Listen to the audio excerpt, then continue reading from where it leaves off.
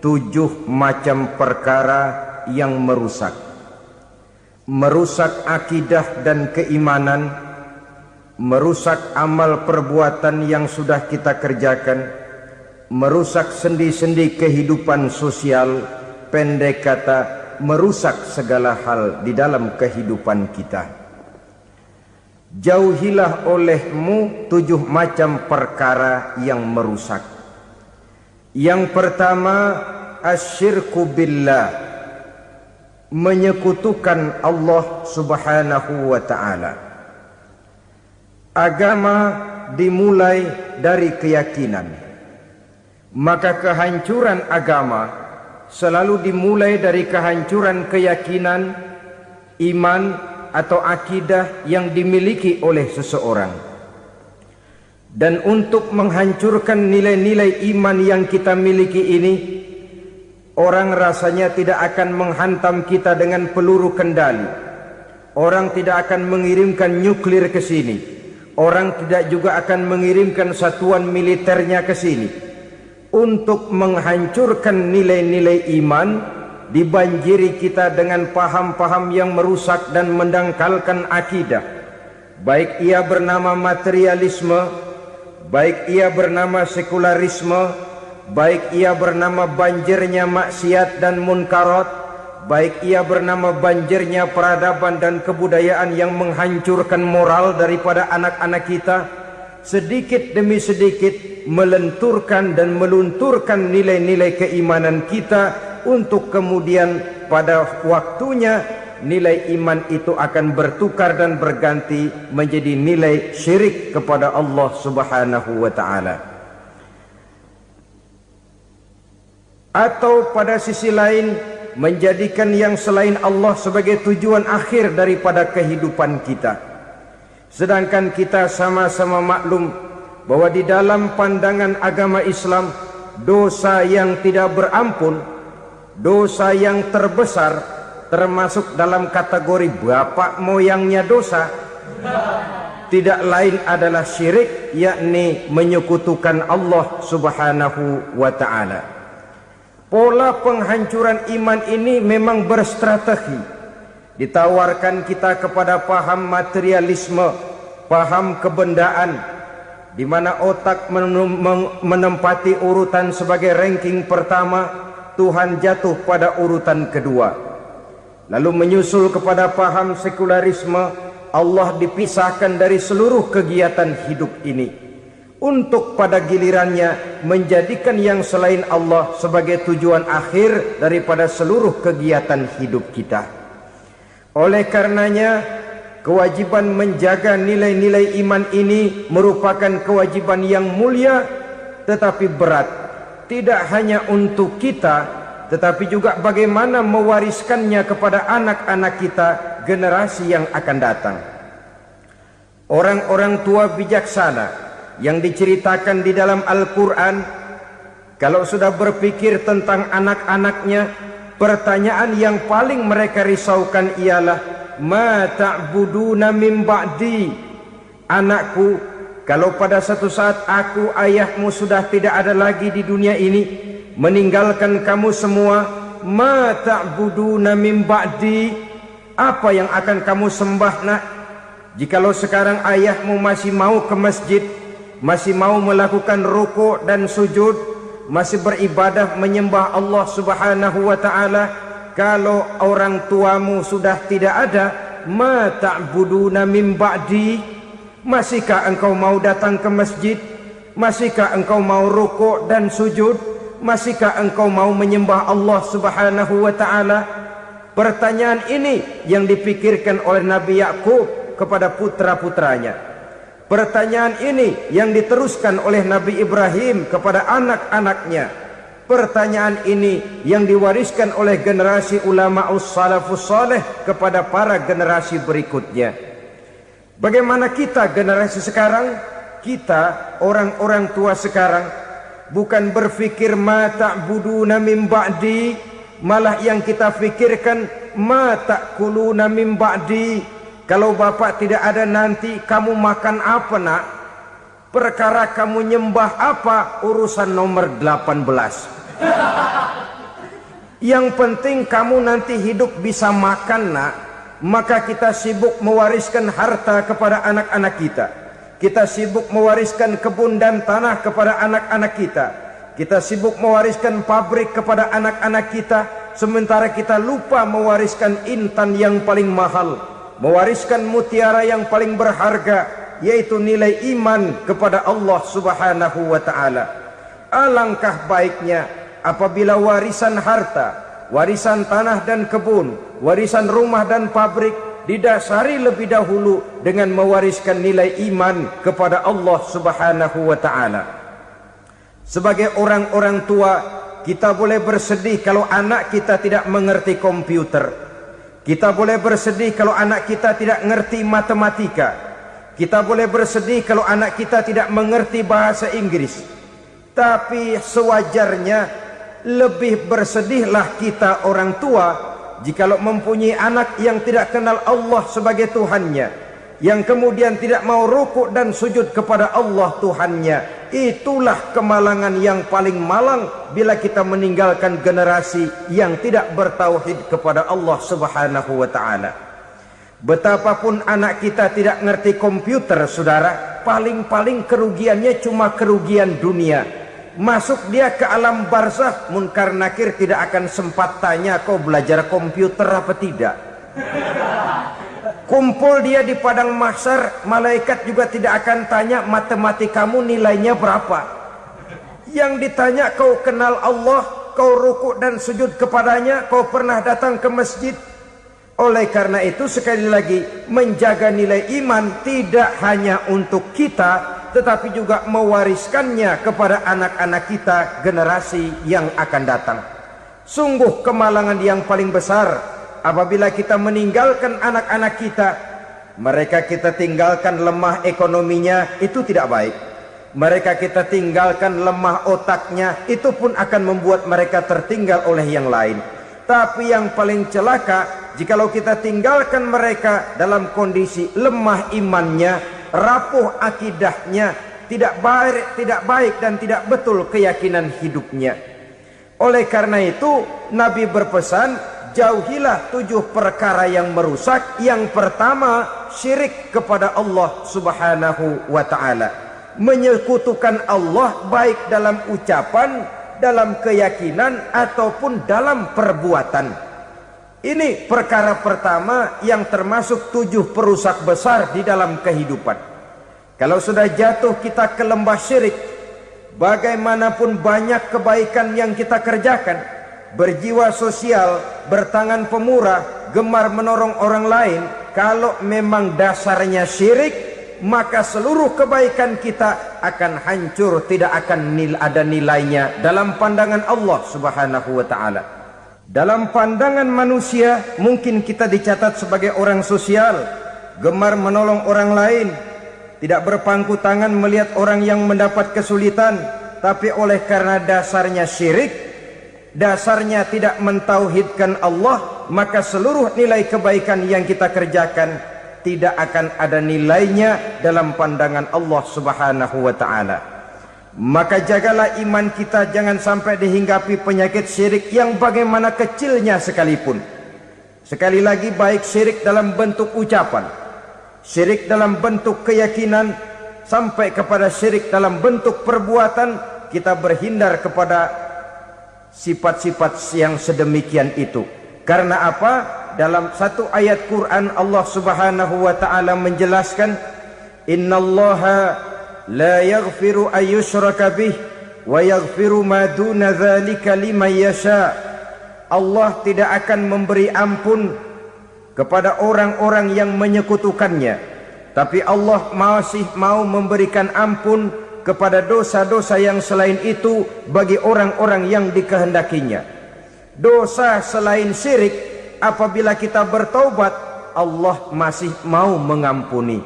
Tapi kalau sudah jatuh ke tempat syirik, itu sudah dosa yang tidak berampun. Taubatnya tidak lain melepas syirik, kembali kepada tauhid, berkeyakinan bahwa hanya ada Allah Subhanahu wa ta'ala, Tuhan satu-satunya, yang lam yalid walam yulad walam yakul lahu kufuwan ahad. tidak beranak, tidak pula diperanakkan, dan tidak satupun yang dapat menyerupai Tuhan Allah Subhanahu wa ta'ala. Saudara-saudara kaum muslimin rahimakumullah, bahwa kita di zaman sekarang memang tidak menyembah berhala, ya. Bahwa kita tidak berterang-terangan mengatakan Tuhan lebih dari satu, memang. Bahwa kita tidak berkeyakinan Tuhan itu punya anak atau diperanakkan, tentu. Tapi dalam perbuatan dan i'tiqad kita kadang-kadang jatuh tanpa kita sadari ke tempat yang bernama syirik ini. Oleh karenanya, di zaman di mana teknologi makin canggih, di mana kemajuan pembangunan makin menjangkau berbagai aspek kehidupan, diperlukan keseimbangan antara kemajuan fisik material dengan kemajuan mental spiritual. Apabila tidak ada keseimbangan, yang terwujud tentulah kepincangan, yang diawali dengan pincangnya cara kita berpikir, sehingga pada akhirnya akan mengarah kepada pincangnya cara kita berbuat dan bertindak di dalam kehidupan kita. Oleh karena itu Nabi berpesan, jauhilah sifat syirik, karena syirik merupakan dosa yang teramat besar. Ini sifat merusak yang pertama. Yang kedua kata Nabi, wasihra, jauhilah sihir. Sihir ini juga termasuk perkara yang merusak kehidupan. Kita semua sama-sama maklum bahwa sihir sebenarnya bukan persoalan baru. Sejak sebelum datang Islam, sihir itu sudah ada. Di zaman Yunani kuno, sihir ada. Di zaman Mesir kuno, di zaman Cina kuno, dan yang lain-lain yang serba kuno, sihir itu sudah ada.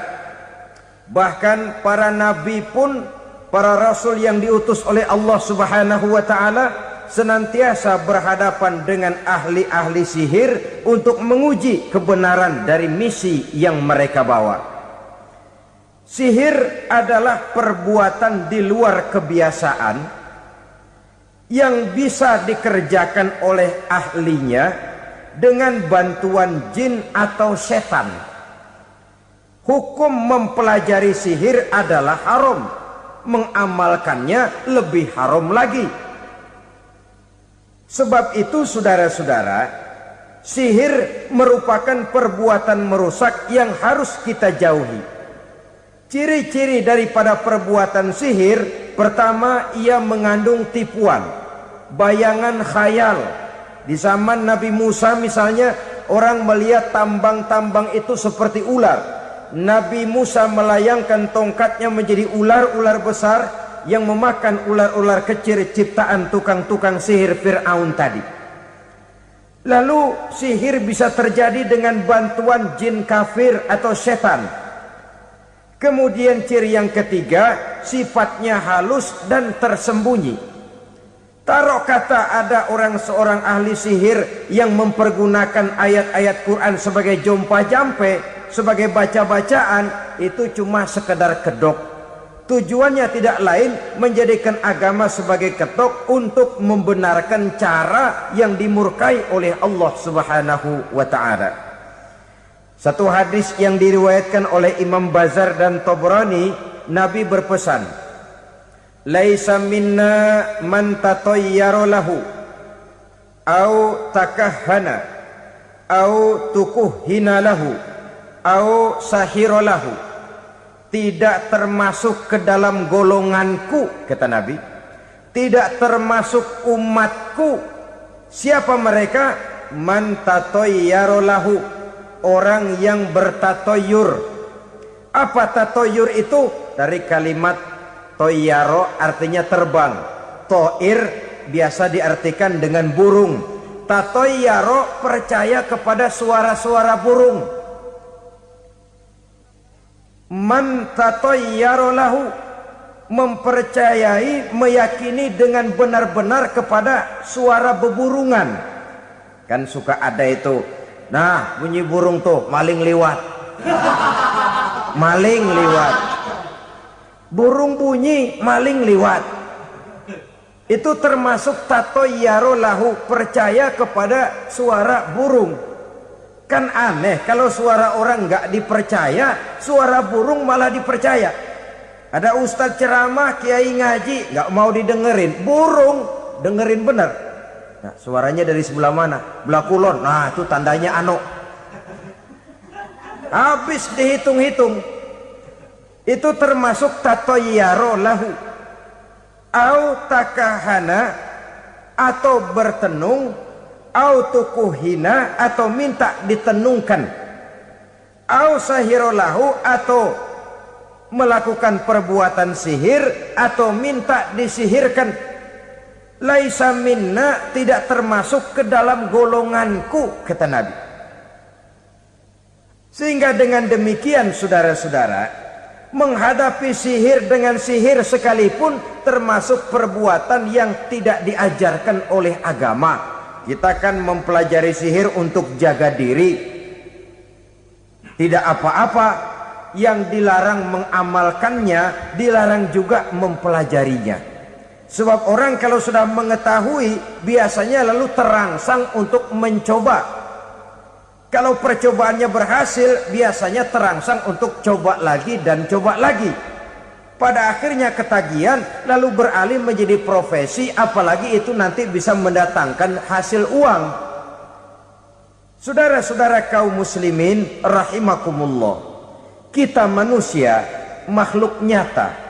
Kita hidup di alam nyata, terikat oleh sunnatullah, causality. Oleh karenanya, bagi kita keyakinan yang penuh, keikhlasan di dalam bertuhankan Allah, penyerahan diri sepenuhnya hanya kepadanya, itu sudah merupakan obat penangkal yang sangat ampuh agar kita tidak terkena penyakit-penyakit yang dibuat oleh setan dan para pembantunya. Sehingga beberapa ayat Quran mengajarkan, misalnya a'udzu bikalimatillahi tammati min syarri ma khalaq, atau bismillazi la yadurru ma'asmihi syai'un fil ardi wala fis sama, dengan menyebut nama Allah yang tidak bisa mendatangkan bahaya sedikit pun, dari baik yang datang dari langit maupun yang datang dari bumi. Jiwa yang kosong dari keyakinan yang penuh kepada Allah, jiwa yang penuh was-was dan ragu-ragu, itu yang mudah terserang oleh penyakit-penyakit yang dikerjakan oleh para tukang-tukang sihir, yaitu oleh setan dan seluruh para pembantunya.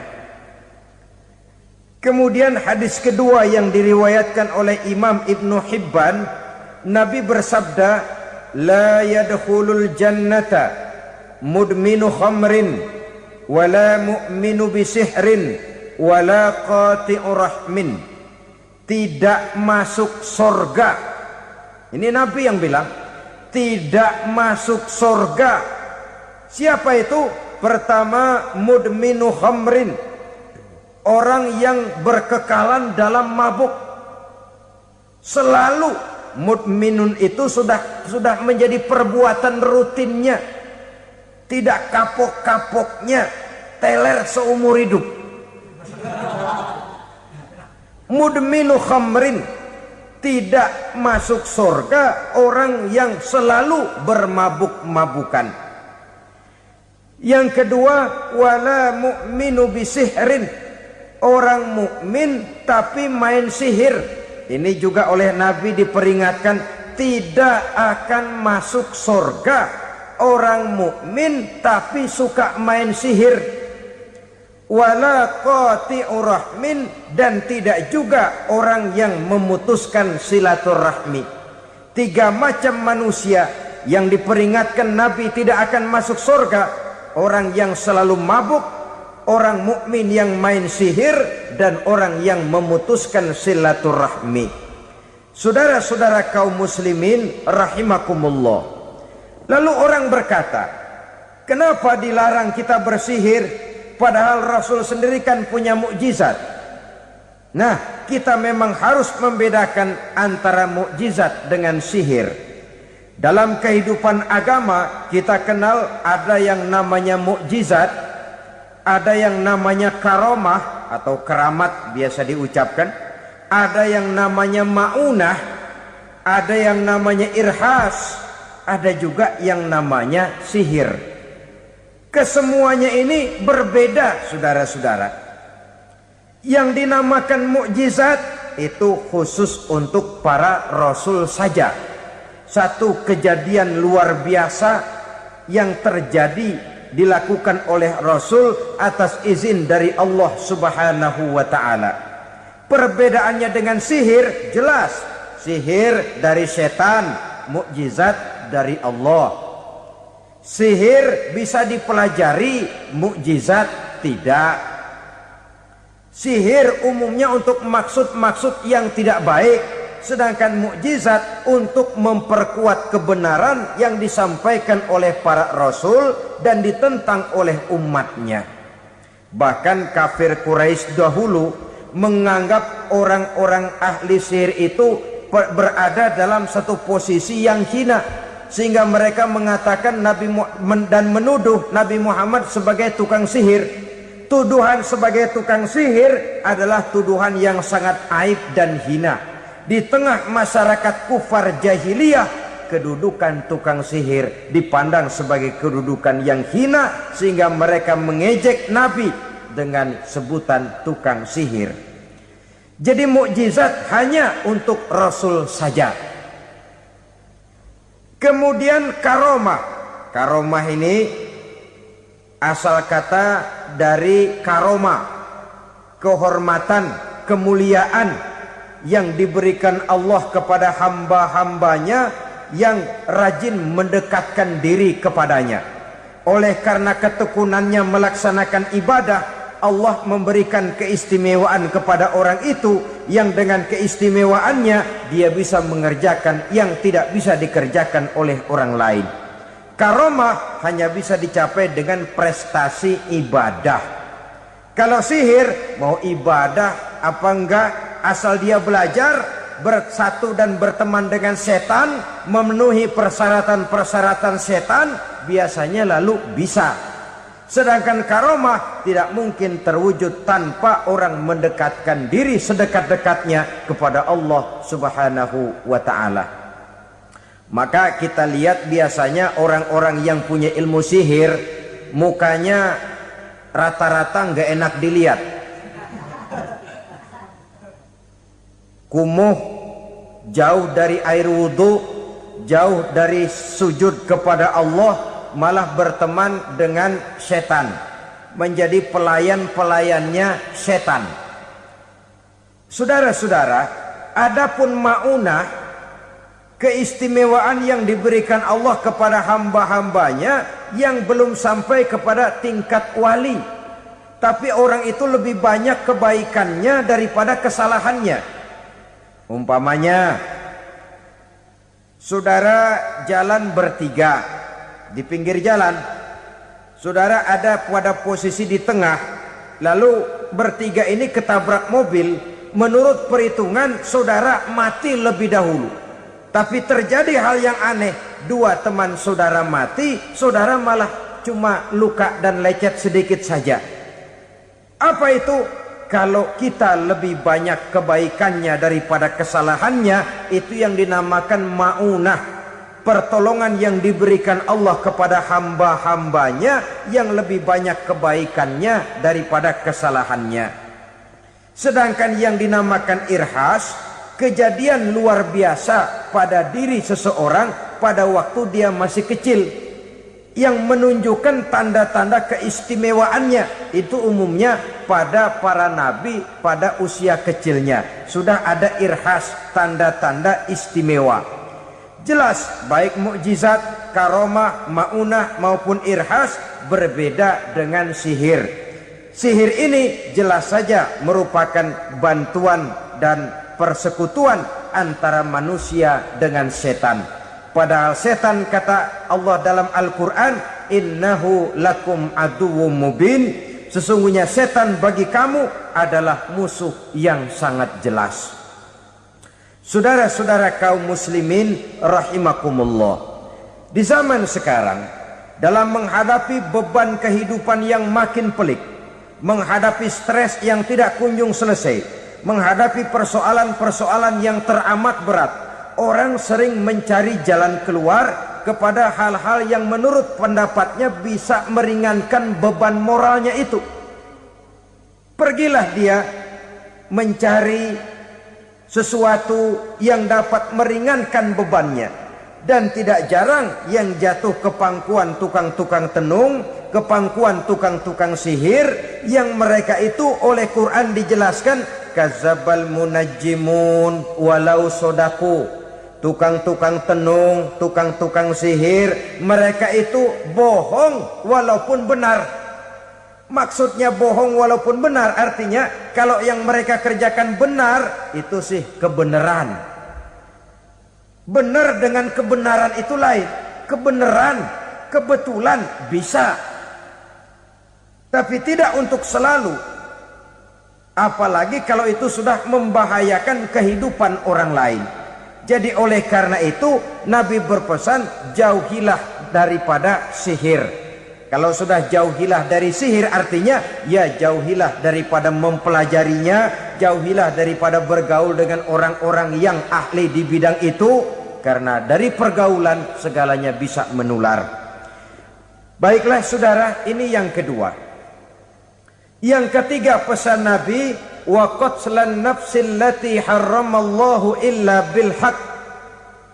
Membunuh orang lain dengan cara yang tidak benar. Membunuh orang yang diharamkan oleh Allah Subhanahu wa taala untuk melakukannya kecuali dengan alasan yang benar. Kita tahu Islam adalah agama damai. Sesuai dengan namanya, ia tidak dikembangkan dengan pedang dan kekerasan. Ia dikembangkan dengan keteladanan dan tuntunan moral. Oleh karena Islam bukan agama kekerasan, Islam pun tidak mementingkan dan mengajarkan kekerasan kecuali dengan alasan yang benar dan bisa dipertanggungjawabkan. Membunuh dengan sengaja, menghilangkan nyawa orang lain tanpa alasan yang bisa dibenarkan adalah merupakan dosa besar dan satu di antara 7 perkara yang bisa mendatangkan kerusakan dalam kehidupan dan yang hendaknya harus kita jauhi. Saudara-saudara kaum muslimin rahimakumullah, beberapa waktu yang lalu di sebuah kota kecil yang indah bernama New Auckland. Saudara tahu New Auckland? Itu dari Gunung Kidul masih ngidul lagi. Pernah diadakan satu seminar yang membicarakan bagaimana menyelamatkan masyarakat manusia dari bahaya Perang Dunia Ketiga. Diperkirakan kalau terjadi Perang Dunia Ketiga, manusia tidak akan tersisa. Sebab apa? Pada waktu itu cadangan nuklir yang dimiliki oleh bersama Amerika dan Rusia konon sudah sanggup memusnahkan 6 miliar manusia pada saat jumlah manusia baru 5 miliar. Jadi kelebihan nuklir dunia ini. Kalau terjadi Perang Dunia Ketiga, sulit manusia untuk tersisa. Maka dibahaslah di dalam seminar itu, wah, supaya tidak terjadi Perang Dunia Ketiga, maka perlombaan membuat senjata-senjata canggih, alat-alat pembunuh modern harus segera dibatasi. Dibahas, tidak mungkin kita membatasi perlombaan membuat senjata. Kenapa? Makin maju ilmu dan teknologi, makin canggih senjata yang ditemukan. Atom sudah meningkat menjadi nuklir, nuklir sudah meningkat menjadi neutron, dan kita tahu bom yang bernama neutron ini bom yang cukup membunuh tanpa perlu merusak. Artinya kalau dia diledakkan di kota kita ini, bangunan utuh, jembatan tidak ambruk, rumah-rumah tetap berdiri, tapi semua yang bernama hidup mati. Itu katanya lebih sopan dari bom atom. Sebab kalau si atom ini sudah membunuh, merusak pula. Neutron cukup membunuh saja tanpa perlu merusak. Jadi majunya senjata-senjata teknologi sebagai akibat yang logis dari kemajuan ilmu pengetahuan ini tidak bisa kita batasi. Dan memang sebenarnya yang bahaya bukan senjatanya, tapi manusia yang mengendalikan senjata itu. Mereka kembali kepada prinsip the man behind the gun. Bukan senjatanya yang bahaya, tapi manusia yang mengendalikan senjata itu yang bahaya. Walaupun senjatanya modern, katakanlah model M16 umpamanya, kalau yang mengendalikannya orang beriman, insya Allah aman. Tapi biar megang cuma senapan angin, kalau yang megang orang brutal, ngeri kita deket-deket. Apalagi kalau memang bukan ahlinya menggunakan senjata, bisa ngeker kaki kena jidat.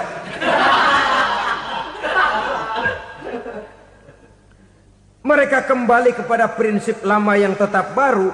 Bukan senjatanya yang harus dibatasi, manusia yang mengendalikan senjata itu yang perlu dibicarakan. Nah, kalau begitu, agar manusia tidak mempergunakan senjata sewenang-wenang, apa yang harus kita lakukan?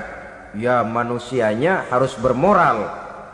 Ya, tapi moral yang mana? Di dunia ini banyak ajaran tentang moral. Itu pun mudah saja.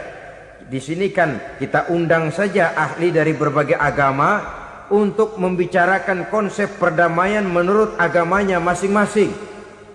Baik, setuju itu, setuju. Maka tampillah para ahli agama, mereka kembali kepada prinsip moral daripada konsep yang terkandung di dalam ajaran agama untuk menegakkan perdamaian. Mula-mula naiklah ahli dari agama Hindu, dibacakan konsep perdamaian menurut ajaran agama Hindu, bahwa untuk damai manusia harus meninggalkan nafsu keduniaannya, menempuh samsara dan sebagainya untuk mencapai nirwana, menjauhi kemegahan dan kemewahan dunia.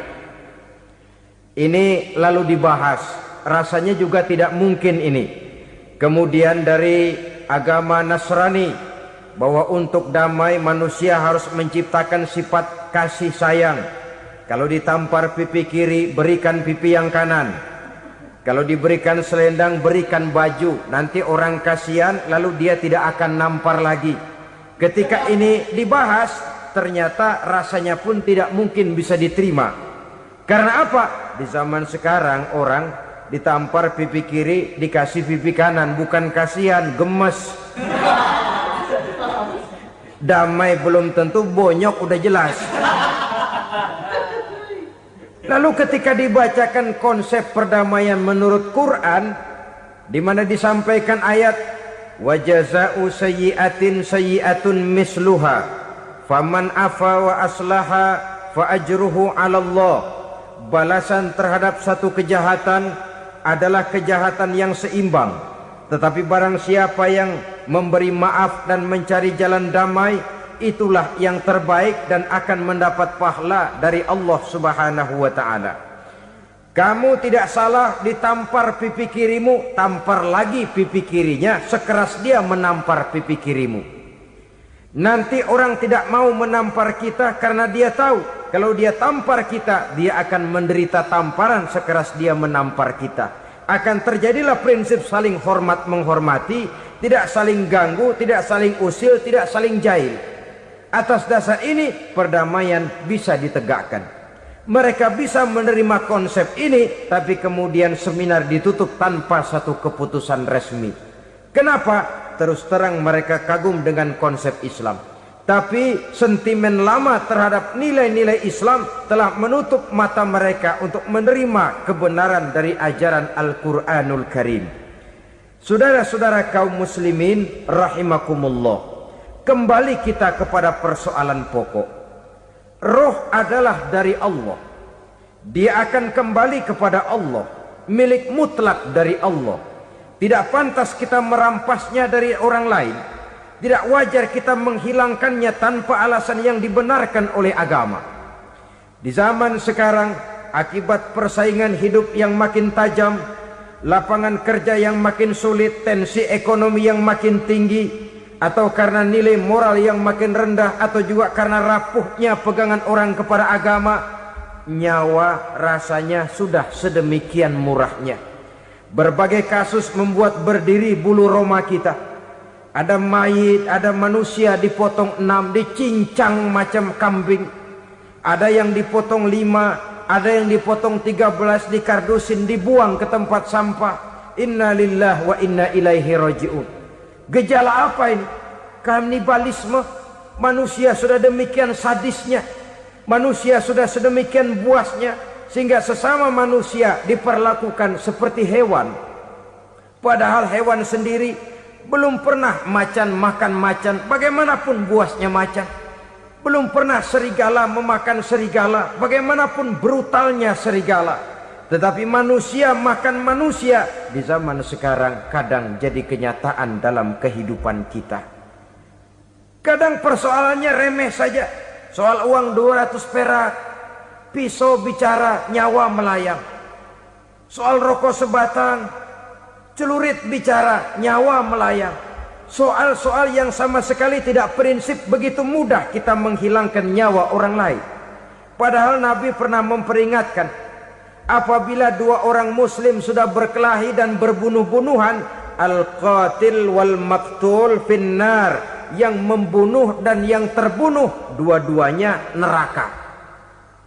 Sahabat heran, ya Rasul, kalau yang terbunuh, kalau yang membunuh masuk neraka itu sih wajar, tapi yang terbunuh kenapa neraka juga? Beliau menjawab, dua-duanya sudah punya niat untuk saling membunuh. Niatnya itu yang diponten. Yang terbunuh cuman lagi apes aja, keduluan dia. Umpama tidak terbunuh, pasti dia yang akan membunuh. Oleh karenanya al-qatil wal maktul, yang membunuh dan yang dibunuh finnar, dua-duanya masuk ke dalam neraka. Islam menghormati kehidupan, tidak hanya terbatas kepada sesama muslim, orang-orang yang berlainan agama pun yang mau hidup berukun, damai, berdampingan dengan umat Islam, jiwa mereka, darah mereka dilindungi oleh nilai-nilai Islam yang disebut dengan kafir zimmi ini. Mengganggu mereka sama saja dengan mengganggu aku, kata Nabi. Jadi oleh karena itu sayangilah sesama. Kehidupan adalah anugerah Allah, bukan wewenang kita untuk mencabutnya dari orang lain, bukan wewenang kita untuk merampas dan menghilangkannya dari orang lain. Apa yang tidak enak terjadi pada diri kita, begitu pula lah apabila terjadi pada diri orang lain. Sehingga Nabi mengatakan, la yu'minu ahadukum hatta yuhibba li akhihi ma yuhibbu li nafsihi. Belum dikatakan beriman seseorang kamu apabila dia belum mencintai saudaranya seperti ia mencintai dirinya sendiri. Apa yang enak dirasakan oleh orang lain, enak juga dirasakan oleh dia. Mengukur orang lain dengan diri sendiri. Kalau orang lain tanpa salah saya fitnah, kalau saya tanpa salah difitnah orang, enak apa enggak? Enggak, orang lain juga begitu. Kalau orang lain tanpa salah saya tempeleng kepalanya, enak apa tidak? Tidak. Orang lain juga begitu. Yang tidak enak terjadi pada diri kita, tentu tidak enak juga kalau terjadi pada orang lain. Mengukur orang lain dengan diri sendiri, sehingga tidak timbul sifat egois, tidak menari di atas bangkai orang lain, tidak mendirikan kebahagiaan di atas untayan air mata orang lain. Sehingga dengan demikian saudara-saudara, dia bisa menghormati kehidupan, menghormati orang lain sebagaimana dia ingin dihormati. Inilah perbuatan ketiga yang merusak, membunuh orang lain dengan yang diharamkan Allah tanpa alasan yang benar. Yang ketiga. Kemudian yang keempat, perbuatan merusak wa aklar riba, makan riba. Hidup adalah tolong menolong. Bahasa kerennya take and give katanya. Saling memberi dan saling menerima. Nabi mengajarkan man kuraba kurbatan min kurabid dunya karaballahu lahu kurbatan min kurabi yaumal qiyamah. Wallahu fi aunil abdi madamal abdu fi auni akhihi. Siapa yang meringankan beban dari beban-beban yang dirita seseorang di dalam kehidupan dunia, Allah akan meringankan bebannya daripada beban-beban yang harus dipikulnya di hari kiamat nanti. Wallahu fi aunil abdi madamal abdu fi auni akhihi. Allah senantiasa akan menolong seorang hamba selama hamba itu masih mau menolong saudaranya. Allah selalu akan menolong seorang hamba selama hamba itu masih mau menolong saudaranya. Apabila kita sudah berpangku tangan terhadap kesulitan orang lain, biasanya pun pada saat kita mendapat kesulitan, kita akan sulit juga memperoleh pertolongan. Nah, riba alias renten, kedoknya adalah menolong orang, tapi sama juga bulu buntutnya dilepas, palanya dicekek. Menolong orang pada akhirnya menjadi beban bagi seseorang, dan memang mencari orang-orang yang berada dalam posisi kesulitan. Biasanya di daerah-daerah di mana musim paceklik, jadi lapangan kerja sulit, sedangkan urusan perut tidak bisa ditunda. Akhirnya orang terjebak ke dalam rentenir, ke dalam riba, ke dalam renten. Bunga berbunga, sehingga satu saat jumlah bunganya bisa lebih besar dari jumlah pinjaman pokoknya. Kemudian kalau juga ternyata tidak bisa dibayar, rumah jadi taruhan. Memang rumah satu-satunya, begitu rumah ditarik mulain camping. Bukankah pada akhirnya akan mewariskan kesengsaraan? Oleh karena itu, kepada kita berusahalah jangan berhubungan dengan rentenir, jangan makan renten dan riba. Kepada mereka yang melaksanakan riba, walaupun mendatangkan keuntungan materi, tapi percayalah, harta yang didapat dengan jalan riba tidak akan membawa keberkahan. Manakala tidak membawa keberkahan, dia tidak akan mendatangkan ketenangan di dalam kehidupan kita. Oleh karenanya, memakan harta riba termasuk perbuatan yang merusak sendi-sendi kehidupan sosial, merusak kehidupan orang lain, merusak kehidupan masyarakat, tetangga, pergaulan, dan sebagainya. Yang kelima, wa akla malil yatim, memakan harta anak yatim dengan cara yang zalim. Nih, memang lezat. Anak yatim itu nggak tahu urusan apa-apa. Kita diamanahkan untuk mengurusinya. Kadang-kadang dibentuklah panitia penyantunan yatim piatu. Yatimnya mah tetap kelaparan, panitianya yang pada gendut.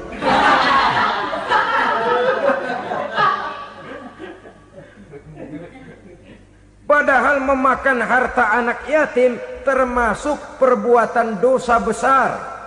Dan menjantuni yatim merupakan perbuatan mulia. Nabi mengatakan, ana wa kafilul yatim kahataini yaumal qiyamah. Aku dan orang-orang yang menyantuni anak yatim seperti dua jari ini pada hari kiamat nanti. Dekat sekali. Jikalau ingin di hari akhir nanti dekat dengan Rasul, bersahabatlah dengan anak-anak yatim. Jadilah pengurus anak-anak yatim. Bangunlah panti-panti asuhan yatim. Pada saat bapak ibunya meninggal, kitalah yang menjadi orang tuanya. Bahkan sedemikian besar perhatian Islam terhadap anak-anak yatim ini, sehingga Quran memberikan peringatan, ara'aital ladzi yukadzibu biddin fadzalikal ladzi yad'ul yatim wa la yahuddu ala ta'amil miskin. Tahukah kamu siapa orang yang mendustakan agama? Beragama tapi dianggap dusta, solatnya dusta, puasanya dusta, karena agamanya sudah berdusta. Siapa mereka? Fazalikal ladzi yad'ul yatim, orang yang menyia-nyiakan anak yatim. Wala yahuddu ala ta'amil miskin, dan tidak pernah memberi makan kepada orang-orang yang menderita kemiskinan, menyia-nyiakan, meninggalkan anak yatim, termasuk perbuatan yang divonis kita sebagai orang yang mendustakan agama. Saudara-saudara kaum muslimin rahimakumullah, maka sangat dicela mengeksploitir anak-anak yatim, menjadikan mereka sebagai kedok untuk mencari kekayaan pribadi. Tetapi jikalau ikhlas, ganjarannya sangat besar, nilai pahalanya sangat besar. Menyantuni yatim tidak hanya setahun sekali. Kalau Muharram pakai istilah lebaran yatim, dibentuklah panitia, diberilah beras, uang 4-5 ribu rupiah, alhamdulillah. Tapi jangan lupa, si yatim tidak hidup cuma satu hari. Dia tidak hidup cuma di bulan Muharram saja, dia hidup 12 bulan dalam setahun. Sebagaimana anak-anak yang lain, dia juga berhak punya masa depan. Dia juga berhak menikmati bangku sekolah. Dia berhak mengenyam arti dan makna pendidikan. Dia berhak membekali diri dengan ilmu dan pengetahuan, seperti halnya anak-anak yang lain. Maka kita yang diberikan keluasan oleh Allah, ingatlah itu, bersahabatlah dengan anak-anak yatim, santuni mereka. Perkara setahun sekali di bulan Muharram, alhamdulillah, itu bagus, bin Thayyib alias baik. Tapi tentu dan tentu sekali lagi, si yatim tidak hanya hidup di bulan Muharram. Dia hidup 12 bulan dalam setahun, 24 jam di dalam sehari. Oleh karenanya, menyia-nyiakan mereka pada saat posisi kita memang mampu akan memojokkan kita dalam satu posisi di mana kita dianggap sebagai orang yang mendustakan agama, memakan harta anak yatim dengan cara yang zolim. Bapaknya udah meninggal, kebunnya lebar, anaknya dikelecehin. Nah, dah kamu gak usah pusing, nanti saya yang ngurus. Akhirnya bukan ngurus, nguras. Si yatim mungkin tidak tahu bahwa dia disia-siakan, haknya diambil, miliknya dizolimi. Tapi Allah yang akan membalasnya dengan seadil-adilnya. Maka makan harta anak yatim biasanya balasannya tokcer bin paten. Nggak banyak selang tempo itu, nggak percaya cobain dah. Nyobain aja kan nggak bayar, umpama memakan harta anak yatim dengan cara yang zolim, ganjarannya biasanya kontan. Kenapa? Ratapan si miskin, untayan air matanya, jeritan kepedihan hatinya, membuka pintu langit, permohonannya diijabah, getaran hatinya didengarkan oleh Allah, maka balasannya biasanya kontan, spontan, tidak menunggu waktu terlalu lama. Itu di dunia, belum lagi di akhirat nanti. Bukankah dalam riwayat Mi'raj diceritakan Nabi melihat di neraka itu orang perutnya sebesar rumah? La haula wala quwata. Itu perut kayak rumah, bagaimana jalannya tuh orang? Dan memang gak jalan, diseret-seret oleh malaikat di neraka itu. Hancur perutnya, amburadul itu perut. Berantakan isinya, dibulatkan lagi, diseret lagi, hancur lagi, dibulatkan lagi. Sampai Nabi tanya, orang itu begitu berat siksanya kenapa ya Jibril? Itu Muhammad, waktu di dunia dulu rakus banget makan harta anak yatim. Begitu vonisnya, begitu menyedihkan nasibnya di akhirat. Tapi di dunia pun ketidakberkahan itu sudah membayangi kehidupannya. Oleh karena itu, kepada saudara-saudara yang mendapat titipan anak yatim, berbahagialah, karena semulia-mulia rumah adalah rumah yang di dalamnya ada anak yatim yang disantuni. Sehina-hina rumah adalah rumah di mana di dalamnya ada anak yatim yang disia-siakan. Begitu kata Nabi kita. Rumah yang paling mulia dalam pandangan Allah, rumah yang di dalamnya ada anak yatim yang disantuni. Rumah yang paling hina dalam pandangan Allah, rumah yang di dalamnya ada anak yatim yang nasibnya disia-siakan. Berbahagialah saudara apabila menjadi penyantun anak-anak yatim, pelindung mereka, sehingga mereka mempunyai masa depan sebagaimana anak-anak lainnya. Rasulullah sendiri sedemikian peka terhadap keadaan anak-anak yatim karena beliau sendiri memang mengalami umur 6 bulan dalam kandungan ibu, beliau sudah ditinggalkan oleh ayahnya. Pada saat berusia 6 tahun ibu sudah meninggal. Yatim piatu dalam usia di mana beliau sedang perlu belas kasih seorang ibu dan pengertian seorang bapa. Kepekaan itu lalu timbul, bahkan kemudian sampai kepada beliau berkata, aku dan orang yang menyantuni anak yatim seperti jari tengah dan jari telunjuk di hari akhirat nanti. Sedemikian dekatnya. Baiklah ya, jadi yang kelima, memakan harta anak yatim. Jauhi karena ini perbuatan yang merusak. Yang keenam, watawalli yaumaz zahfi, melarikan diri pada hari pertempuran. Apa ini? Khianat. Tidak konsekuen dengan konsep perjuangan. Pada mulanya keras benar teriak, berantas korupsi, ganyang korupsi. Cuma karena belum dapat giliran. Begitu dia naik dapat kesempatan, korupsinya lebih edan dari yang diteriakinya. Ini termasuk tawalli yaumaz zahfi, berpaling pada hari peperangan. Di saat menghadapi musuh, kalau belum kelihatan musuh, teriaknya nyaring bener. Jangan takut demi kebenaran sampai titik darah yang paling penghabisan. Musuh belum kelihatan. Begitu musuh sudah kelihatan, paling dulu lari ke belakang. Kalau diajak berjuang ada saja alasannya. Sehingga Quran memberikan peringatan kepada kita semua. Mengapa kamu ini berat? Kalau sudah diajak berjuang di jalan Allah, kakimu seperti terhunjam berakar di perut bumi.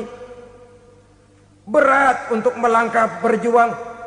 Lari dari pertempuran tidak konsekuen dengan konsepsi perjuangan. Mau enaknya saja. Dalam kondisi yang sulit lalu berpangku tangan.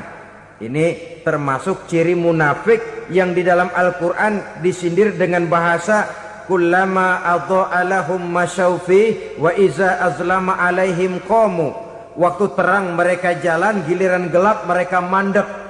Artinya, maksudnya kalau giliran ada untungnya aja rame-rame teriak Islam. Tapi begitu diminta berjuang, dituntut berkorban, rame-rame mundur. Waktu dilihat di Islam ada untungnya, rame-rame teriak Islam. Pak, saya Islam banget, Pak. KTP saya Islam, Pak. Pokoknya Islam banget dah. Tapi ketika diminta berjuang, dituntut sedikit berkorban, rame-rame mengundurkan diri. Tahun 65 PKI berontak.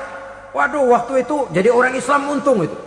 Nggak dikejar-kejar, aman. Masjid rame, masjid, mobil-mobil mewah parkir di depan musola dan masjid. Kenapa? Waktu itu asal udah ke masjid aman. Islam selamat, untung. Tapi begitu keadaan aman, yang parkir di musola sepeda butut melulu.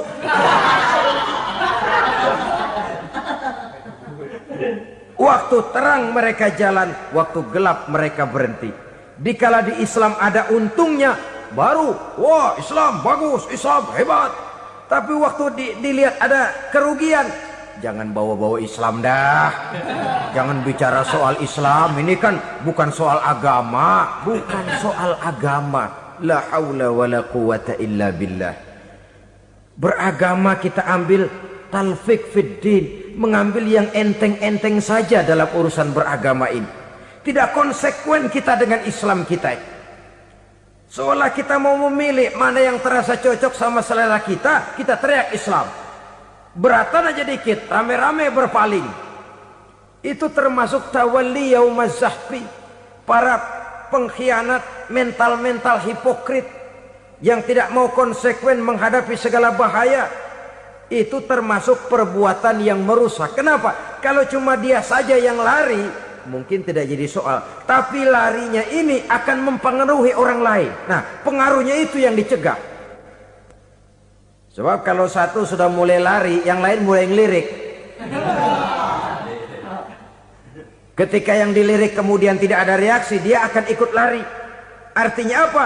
Seorang muslim harus konsekuen dengan konsep perjuangannya, dengan keyakinan keagamaannya, dan tidak memilih yang enak-enak saja di dalam kehidupan beragama. Lari dari pertempuran, bermental khianat, mengkhianati agama, merupakan satu di antara sifat yang merusak. Terakhir saudara, wa qazfal muhsanatil ghafilatil mu'minat, menuduh perempuan baik-baik yang tidak tahu menau tentang tuduhan yang dituduhkan kepadanya, menuduh perempuan mukmin yang baik-baik yang tidak tahu menau tentang tuduhan yang dilakukan kepadanya. Fitnah lebih bahaya daripada pembunuhan. Orang yang tidak salah bisa hancur namanya, orang yang berniat baik bisa ambruk perjuangannya oleh karena fitnah. Sehingga dikatakan al-fitnatu asyaddu minal qatli. Fitnah lebih bahaya daripada pembunuhan.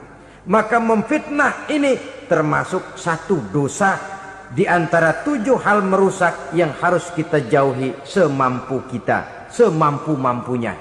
Mengupayakan sebisa-bisanya jangan sampai terjebak ke dalam hal yang demikian. Nah, saudara-saudara, inilah saja pertemuan kali ini.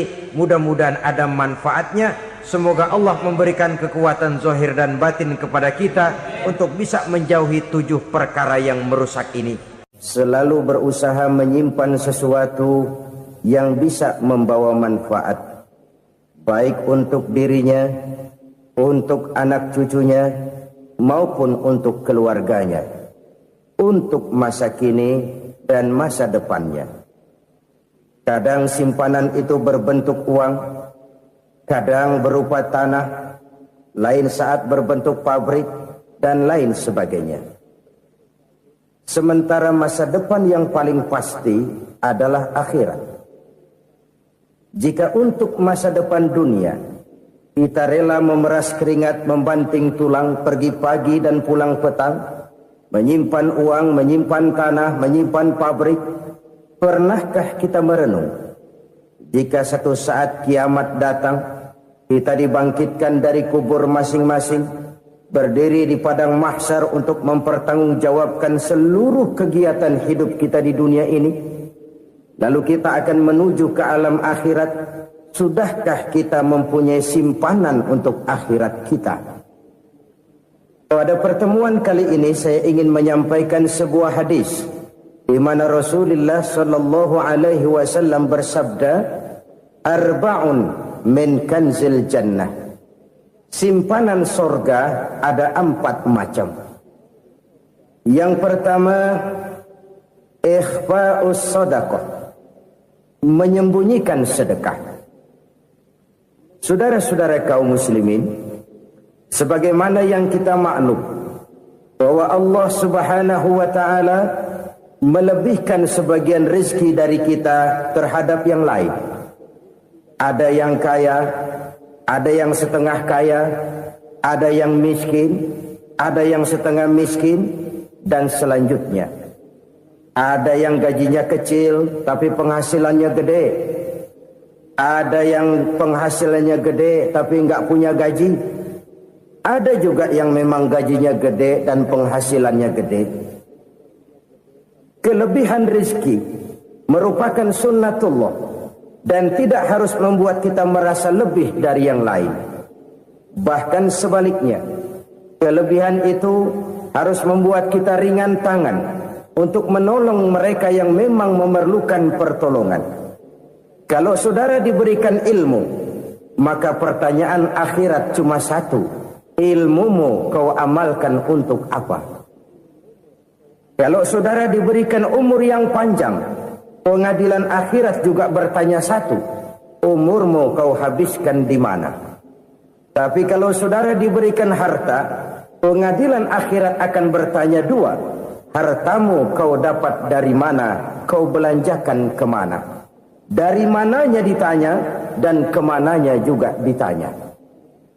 Oleh karena kita akan dimintakan pertanggungan jawab, maka amanah yang bernama harta ini harus kita gunakan dengan sebaik-baiknya. Ada penggunaan yang merupakan kewajiban, itu zakat namanya.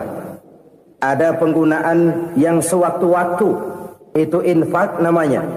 Ada yang lebih sewaktu-waktu lagi, dan itu sedekah namanya. Zakat dia terikat oleh haul dan nisab, oleh putaran batas waktu dan ukuran dari harta itu sendiri. Sedangkan infak terikat oleh situasi dan kondisi perekonomian seseorang. Sedangkan sedekah tidak terikat dengan apapun. Dalam kondisi seperti apapun kita bisa melakukan sedekah dengan yang terkecil sekalipun.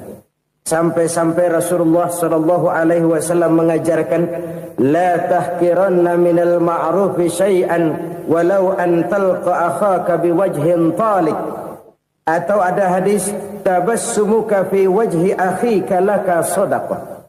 Senyumanmu kepada temanmu adalah sedekah. Jadi untuk melakukan sedekah tidak harus dalam berbentuk uang. Dengan ilmu kita bisa sedekah. Dengan tenaga kita bisa bersedekah, dengan pikiran kita bisa bersedekah, bahkan senyum kepada teman itu pun sedekah. Jadi kalau sedekah dengan uang memang belum punya uang, nyengir aja banyakin. Itu asal pada tempatnya, jangan lalu ketemu tiang listrik cengengesan. Tentu tidak pada tempatnya dan tidak wajar. Nah, sedekah yang paling dicintai Allah adalah sedekah yang disembunyikan. Artinya jauh dari sifat riya. Kan kadang-kadang ada orang sedekah itu disebutkan namanya. Apa tidak bagus? Kalau memang niatnya ikhlas, ya bagus-bagus saja. Untuk memberikan sugesti kepada yang lain. Di Fulan bin Fulan nyumbang sekian, diumumkan. Boleh kalau niatnya untuk memberikan rangsangan kepada yang lain supaya dia menyumbang lebih besar dari orang tadi. Tapi kalau itu mendatangkan riya, maka sedekah yang paling dicintai Allah adalah sedekah yang disembunyikan. Tangan kiri saja tidak tahu apa yang diberikan oleh tangan kanan. Sedekah yang dilakukan dengan ikhlas akan merupakan perbendaharaan surga. Tersembunyi dari pandangan orang lain, tidak seorang pun tahu. Karena memang sikap yang baik adalah melupakan kebaikan dan mengingat kesalahan. Itu salah satu ciri orang bahagia. Orang yang selalu mengingat kesalahannya dan berusaha melupakan segala kebaikannya. Kalau dia akan berada kebaikan, dia tidak bisa ikut, dia merasa rugi karena dia merasa belum pernah berbuat baik. Tapi kalau akan melakukan kesalahan baru, dia ingat kesalahan yang sudah-sudah, sehingga terhalang baginya untuk melakukan satu kesalahan baru. Demikianlah saudara-saudara, bahwa Allah melebihkan rizki sebagian kita dari yang lain, agar terjadi tolong-menolong dalam kehidupan ini. Jadi kesenjangan yang nature, kesenjangan yang alami, itu sunnatullah. Ada yang kaya, ada yang miskin, ada yang kelas menengah. Nah, kenapa lalu sekarang kita berusaha mengentaskan kemiskinan? Oleh karena adanya kesenjangan struktural. Kalau yang kaya bisa semakin kaya, kenapa yang miskin tidak bisa naik jadi ikut sedikit kaya? Sebab pada dasarnya Islam adalah agama yang sejak turunnya sudah berupaya memerangi kemiskinan. Bahkan dikatakan kemiskinan itu mendekatkan kepada kekufuran. Orang kalau miskin udah dekat banget sama kafir. Gampang menjadi kafir. Berapa banyak saudara-saudara kita yang oleh karena soal perut, oleh karena soal materi, terpaksa meninggalkan dan menanggalkan akidahnya.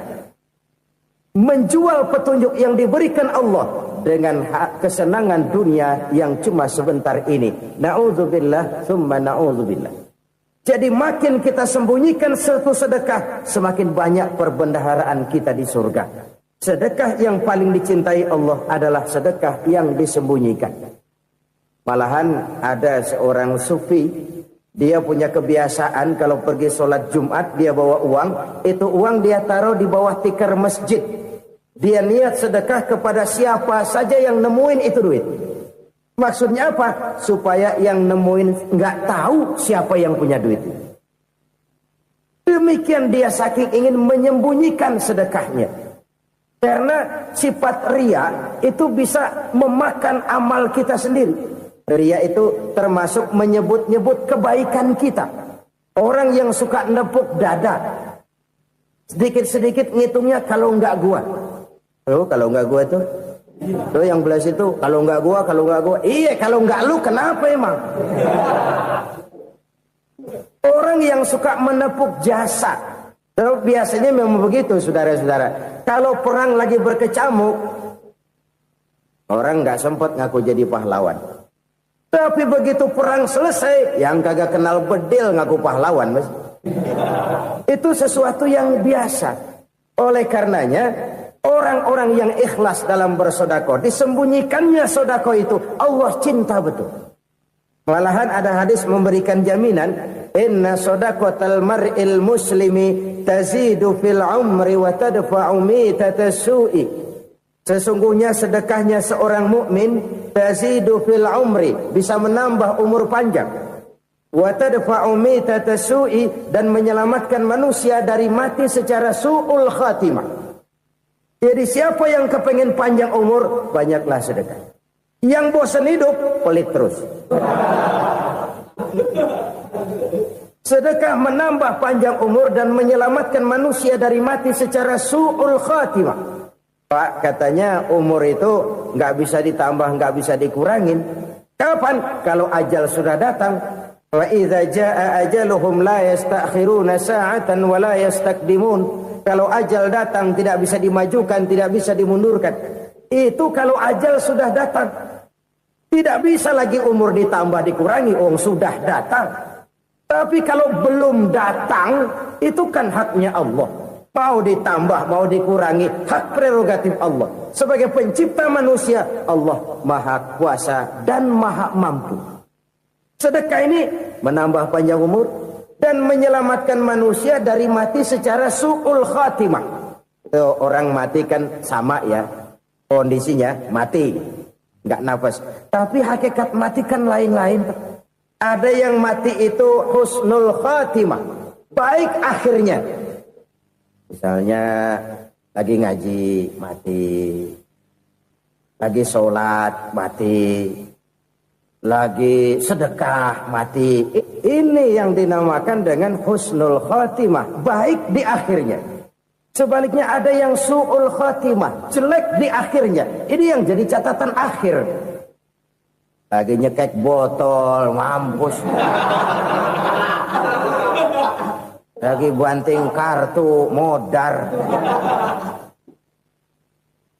Su'ul khatimah, jelek pada akhirnya. Sedekah menyelamatkan manusia dari mati secara su'ul khatimah. Dan kita semua kepengen mendapat husnul khatimah, jauh dari su'ul khatimah.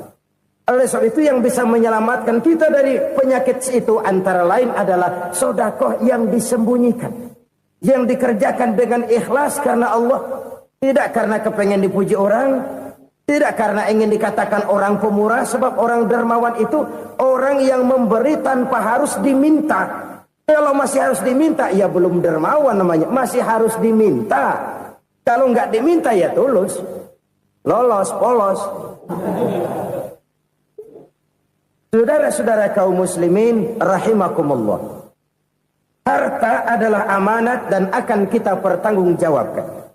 Allah melebihkan rizki sebagian kita dari yang lain agar kita saling tolong menolong.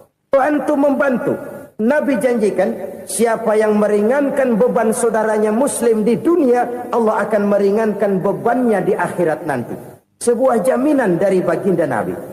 Si orang yang kita bantu barangkali tidak bisa membalas, Allah yang akan membalas lewat jalan lain yang tidak pernah kita sangka-sangka. Ada orang tanya, Pak, ini ada orang nyumbang masjid sambil marah-marah, bagaimana? Saya bilang sumbangannya aja ambil, marahnya jangan. Marahnya jangan diambil, itu urusan dia. Saudara-saudara kaum muslimin rahimakumullah. Umat Islam ini kan umat yang punya potensi besar. Kadang kita merenung, kenapa kadang-kadang pembangunan masjid kok lambat sekali? Kalau hotel hari ini peletakan pertama, bulan depan peresmian. Supermarket hari ini peletakan batu pertama, minggu depan peresmian. Tapi kalau sudah yang namanya masjid, kadang-kadang peletakan batu pertama sekaligus jadi batu terakhir. 3 tahun, 4 tahun, campur nebar jalak di jalanan, duit dijaring kayak ikan sepat. Apa tidak ada orang Islam yang kaya? Banyak. Apa tidak ada pengusaha muslim yang jadi konglomerat? Ada. Lalu yang belum banyak itu yang komit terhadap nilai-nilai agamanya. Akhirnya kita jatuh jadi umat yang lemah. Belum ada pengusaha konglomerat muslim buka pabrik supermi cap beduk misalnya umpamanya atau pabrik kecap cap sorban supaya identitas keislamannya sedikit kelihatan. Kita jatuh jadi umat yang lemah karena potensi tidak terinventarisir dengan baik. Kita ini ibarat kompor yang cuma matengin nasi orang lain. Potensi kita dimanfaatkan oleh orang lain. Ukhuwah Islamiyah kita baru terbatas kepada silaturahmi. Ukhuwah di bidang ekonomi kita lemah. Ukhuwah di bidang kebudayaan kita lemah. Apalagi ukhuwah di bidang politik kita lebih rapuh lagi. Padahal ukhuwah itu adalah totalitas kehidupan manusia. Menyangkut ipolek sosbud. Memerlukan nilai-nilai ukhuwah. Jadi oleh karena itu mari kita menyadari, di dalam harta kita, walaupun kita yang cari, pergi pagi, pulang sore, peras keringat, banting tulang, di sana ada harta anak yatim. Di sana ada hak masjid, di sana ada hak pesantren, di sana ada hak jihad. Berbahagialah seseorang apabila dia oleh Allah dijadikan keran. Keran itu menyimpan air, tapi tidak untuk dirinya, tapi disalurkannya kepada mereka yang memang memerlukannya. Saudara-saudara kaum muslimin rahimakumullah, ini yang pertama. Jadi perbendaharaan surga adalah menyembunyikan sedekah. Orang lain nggak tahu, kita pun nggak pernah ngitung-ngitung. Kita anggap lewat begitu saja, padahal itu deposit akhirat. Satu. Yang kedua, perbendaharaan surga itu apa?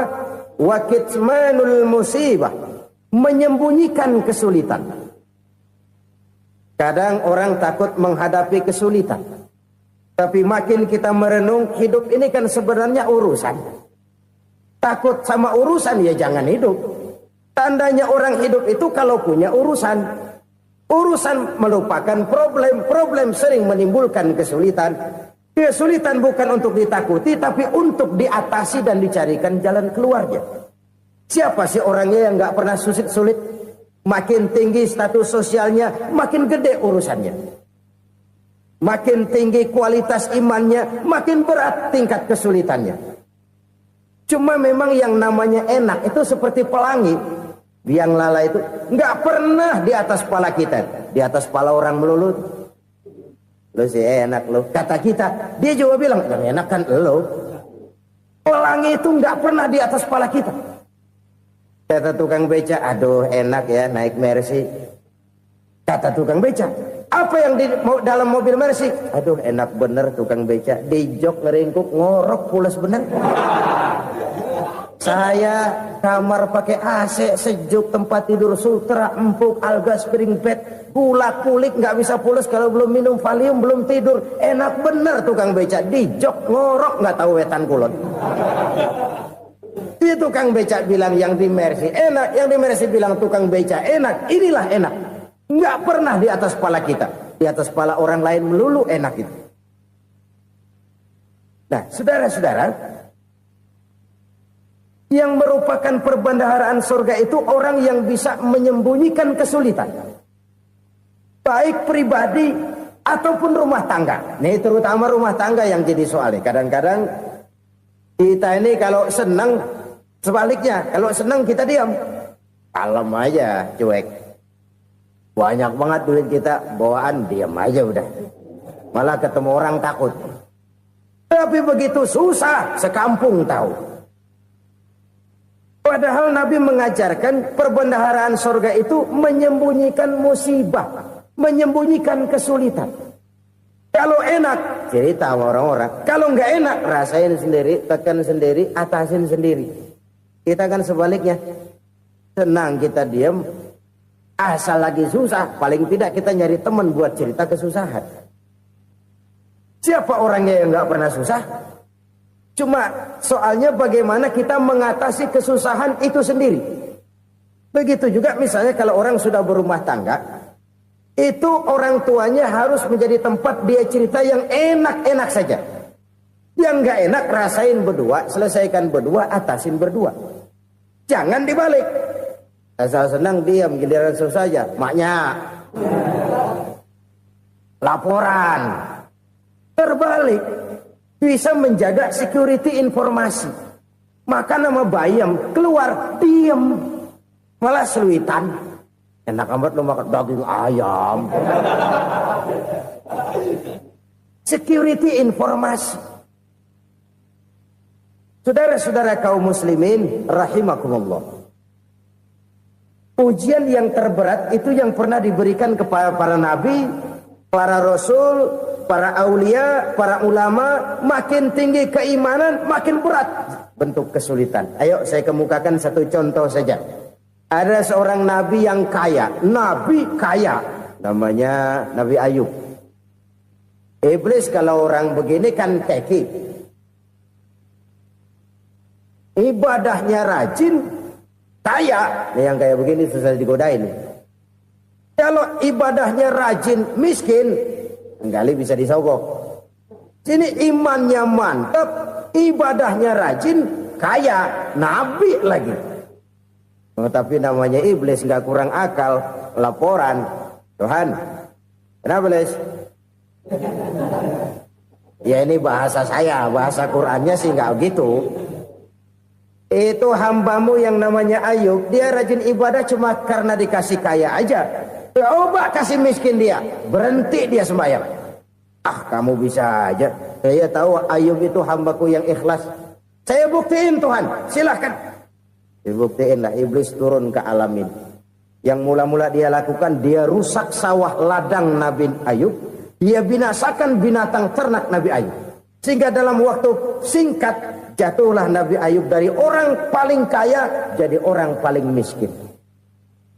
Beliau masih ibadah di mihrab dalam masjid. Datang iblis. Saudara Ayub, ya, lagi ngapain? Ibadah. Nyembah Allah, nyembah Allah. Oh, percuma. Kenapa? Tuhan yang ente sembah nih, dia udah bikin miskin ente. Sawah ladang ente hancur lebur, binatang ternak binasa. Sekarang ente jadi orang paling miskin. Ngapain nyembah Tuhan kayak begitu? Tekor. Udah berhenti dah ibadah, berhenti ibadah. Ini iblis sama Tuhan laporannya lain, yang dikerjakan kepada Nabi Ayub juga lain. Benar begitu iblis kata Nabi Ayub? Iya. Sawah ladang saya habis, buras. Binatang ternak saya binasa, binasa. Saya miskin, bangpak. Apa jawab Nabi Ayub? Bukan innalillahi, ini hebat. Alhamdulillahillazi a'tani wa akhza minni. Segala puji bagi Allah yang telah memberikan harta kepada saya dan sekarang mengambilnya lagi. Alhamdulillah. Allah yang ngasih, Allah yang ambil. Itu mah urusan Allah. Iblis cuman ibadah jalan terus, sujud lagi Nabi Ayub. Iblis seleher gondok banget. Dasar Nabi nggak mempan dia apa-apain. Miskin malah alhamdulillah. Allah yang ngasih, Allah yang ambil. Jadi kalau kita tidak komit, kita tidak terikat kepada kaya, miskin, senang, susah, apa yang bisa bikin kita susah? Jadikan kekayaan, kemiskinan, jadikan senang, susah sebagai anak buah yang bisa kita atur. Jangan kekayaan ngatur kita, jangan kemiskinan ngatur kita. Kita yang harus mengatur mereka. Senang, susah, kaya, miskin, bahagia, sengsara, jadikan itu anak buah yang bisa kita atur. Kalau sekarang kita kaya, lain saat boleh jadi kita miskin, semiskin-miskinnya. Allah yang ngasih, Allah yang ngambil. Tenaga mana yang bisa menghalangi? Ibadah jalan terus. Iblis makin gondok. Dasar Nabi loh. Akhirnya apa? Nabi Ayub dikerjain, diberikan penyakit. Demikian fatal penyakitnya.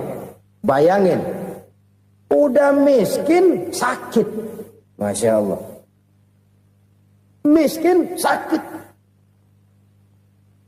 Sakitnya nggak lama, kira-kira 16 tahun. Istrinya 3, 2 mental minta ceraiin. Ngerawatin laki bengek begini. Senang belum tentu, susah udah pasti nih. Cerai aja, cerai dah. Cerai. Tinggal satu Siti Rahmah yang setia menemani beliau. Sesetia-setianya hati perempuan. Satu saat Siti Rahmah bilang, "Bang, iya, abang kan Nabi, Bang. Lalu, namanya Nabi kan doanya jarang meleset, Bang. Maksud kamu minta kenapa sih sama Tuhan biar abang sembuh baik dah, Bang?" Siti Rahmah, iya. Saya sakit berapa tahun sih dah? 16 tahun, Bang. Sebelum ini saya sehat berapa tahun? Ya kira-kira 60 tahun, Bang. Nah, coba ente banding-bandingin, Rahmah. Saya